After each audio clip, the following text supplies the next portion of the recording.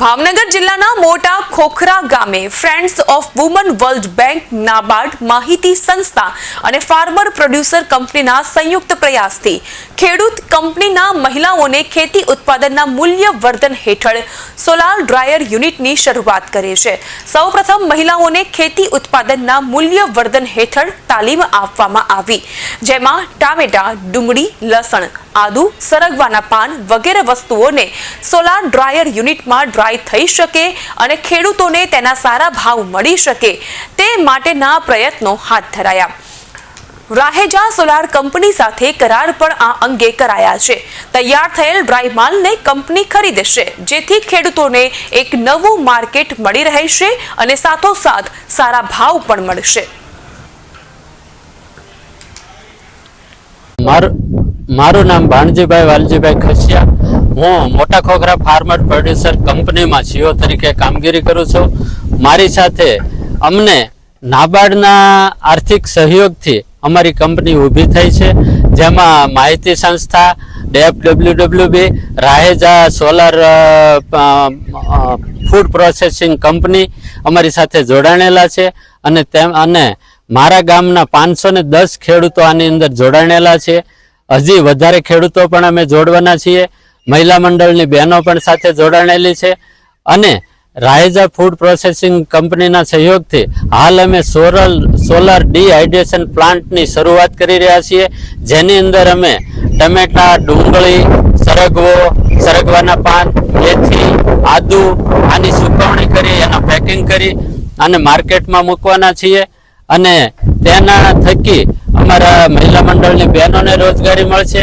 ખેડૂતોને જે વસ્તુ વેસ્ટ જવાની હોય છે તે ડ્રાય થઈને અને માર્કેટમાં જશે તો તેમને પણ આનો ફાયદો મળવાનો છે। સર, આપનું નામ પરિચય? હા, મારું નામ દીપક કુમાર ખલાસ। હું અહીંયા ડિસ્ટ્રિક્ટ ડેવલપમેન્ટ મેનેજર નાબાર્ડથી કાર્યરત છું। આપણે આ જે પ્રોજેક્ટ જોઈ રહ્યા છે મોટા ખોખરા ફાર્મર્સ પ્રોડ્યુસર ઓર્ગેનાઇઝેશન, એ નાબાર્ડના PODF ID થી સપોર્ટેડ છે અને માહિતી સંસ્થા દ્વારા આપણે આ એપીઓ પ્રમોટ કરેલ છે અને FWWB જે છે એ પ્રોજેક્ટને ફેસિલિટેટ કરી રહી છે। આપણે અત્યારે જે પ્રોજેક્ટની વિઝિટ કરી રહ્યા છે એ વેલ્યુ એડિશનનો એક પ્રોજેક્ટ છે, જેમાં કે આપણે ટમાટર, ઓનિયન, ગાર્લિક, મેથી અને ડ્રમસ્ટિક મતલબ સરગવાના પાન એને સૂકવીને એને પ્રોસેસ કરીને આપણે એનું માર્કેટિંગ કરી રહ્યા છે।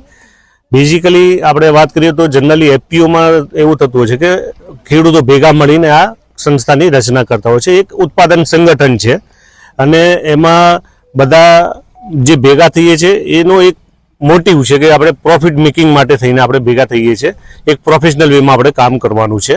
તો એમાં ઇક્વિટી કન્ટ્રીબ્યુશન આપણે જનરલી એપીઓમાં લેતા હોઈએ છીએ। તો આપણે આ જે એપીઓ છે એમાં 500 એપીઓમાં 500 મેમ્બર છે ખેડૂતો અને દરેક જણે ઇક્વિટી કન્ટ્રીબ્યુશન મેક્સિમમ એમના 500 રૂપિયાથી લઈને 2000 રૂપિયા સુધીનું ઇક્વિટી કન્ટ્રીબ્યુશન આપેલ છે।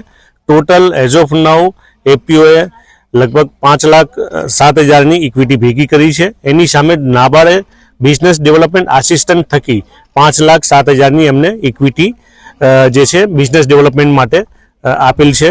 તો FWWB અને માહિતી અને નાબાર્ડ ત્રણેયના કન્વર્જન્સથી આપણે આ મોટા ખોખરા એપીઓ જે છે આજે વેલ્યુ એડિશનમાં જઈ રહ્યો છે। આજે એમણે જે પ્રોજેક્ટ નાખ્યો છે એની કેપિટલ ઇન્વેસ્ટમેન્ટ લગભગ 7 લાખ રૂપિયા સુધીનું છે, જેમાં સોલારથી આજે ટમાટર, મેથી, ગાર્લિક અને આ બધું ડ્રાય થાય છે। ડ્રાય કરીને એને પાવડર ફોર્મમાં કન્વર્ટ કરીને એનું માર્કેટિંગ કરવાનું છે અને એમાં રાહેજા એસોસિએટ્સ જે છે એ માર્કેટિંગમાં સપોર્ટ કરવાના છે। બેઝિકલી એવું છે કે આપણે રોજ જેવું માર્કેટિંગ કરીએ ટમાટરને એમાં ડાયરેક્ટ તો એમાં એટલું મળતું નથી હોતું ખેડૂતોને, પણ જો વેલ્યુ એડિશન કરીએ આપણે તો એનો ફાયદો ઘણો બધો થતો હોય છે। જેમ કે હમણાં 100 કિલો ટમાટર ડ્રાય કરીને 5 કિલોનું આપણને પ્રોડક્શન મળતું હોય છે, પણ 100 કિલો ટમાટર આપણે ધારો કે બજારમાં વેચીએ તો આપણને 200 રૂપિયા મળતા હોય, પણ એ જ વસ્તુ જો આપણે ડ્રાય કરીને પાવડર ફોર્મમાં કન્વર્ટ કરીને મોકલીએ છીએ આપણે તો એને 700 થી 800 રૂપિયાની કમાણી થતી હોય છે। એટલે આપણે જોઈ શકીએ છીએ કે 100 કિલો ટમાટરે આપણને 500 થી 600 રૂપિયા વધારે મળતા હોય છે। કેવા પ્રકારનો પ્રોજેક્ટ છે? એટલે આ સોલાર ડ્રાયર છે, ડ્રાય કરીને એને પાવડર ફોર્મમાં કન્વર્ટ કરીને આપણે એને માર્કેટિંગ કરવાનું છે. કેટલા લોકો અને આવ્યા છે? અને આમાં લગભગ અત્યારે આપણે એસએચજી ની 50 થી 60 બહેનોને આપણે રોપિંગ કરી છે. એટલે એસએચજી ની બહેનો પણ ધારો કે દિવાળીએ જાય તો દરરોજ ના 100-150 રૂપિયા મળતા હોય, પણ આ જ વસ્તુ એમના ટાઈમ કાઢીને ફ્રી ટાઈમમાં કામ કરે તો 2 પૈસા વધારે અર્ન કરી શકે છે. અત્યારે એમને દિવસના કમસે કમ 200 રૂપિયાની આસપાસની રોજગારી આમાં અવેલેબલ થતી હોય છે. અને જેમ જેમ પ્રોગ્રેસ થતો જશે, આગળ વધતા જશું, એમ એમની રોજગારી પણ વધતી જશે અને વધારે બહેનોને આપણે આમાં સામેલ કરતા રહીશું, જેથી બહેનોની પણ રોજગારી વધે અને ખેડૂતોની પણ રોજગારી વધે. ખેડૂતોને જે માલ લઈને બજારમાં જવું પડતું હોય છે, એપીએમસીમાં જઈને વેચવાનું હોય છે અને એમાં જનરલી ડિસ્ટ્રેસ સેલ કરતા હોય છે, કેમ કે જ્યારે બજારમાં ડિમાન્ડ સપ્લાયનો નિયમ છે, સપ્લાય વધી એટલે ભાવ ઘટી જતા હોય છે. પણ એ જ વસ્તુ જો આપણે વેલ્યુ એડિશન કરીને બજારમાં લાવીએ તો ખેડૂતોને સારો એવો ફાયદો થાય અને ખેડૂતોની આવક વધી શકે, ખેડૂતોની લાઈફ સ્ટાન્ડર્ડ ઊંચું વધી શકે એવું છે. Thank you. હા, બેન આપનું નામ? સોહાણ અસ્મિતાબેન મુકેશભાઈ ગામ સોડવદરા.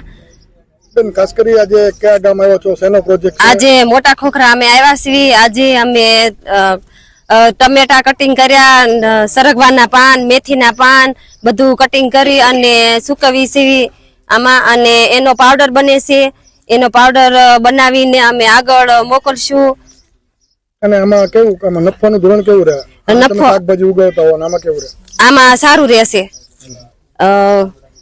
તમારા ગામની કેટલી મહિલાઓ છે? અમારા ગામની મહિલાઓ અમે 10 થી 12 મહિલાઓ છે. અમે બધા જોડાણા છીએ, આમાં કામ કરી છીએ. અમને ચૌહાણ ઘનશ્યામભાઈ, રમેશભાઈ અમને આમાં પ્રમોશન આપ્યું છે અને ઈ અમને શીખવાડ્યું એમને બધાને. આ અને કામમાં અમે મહેનત કેવી રહેતી હોય?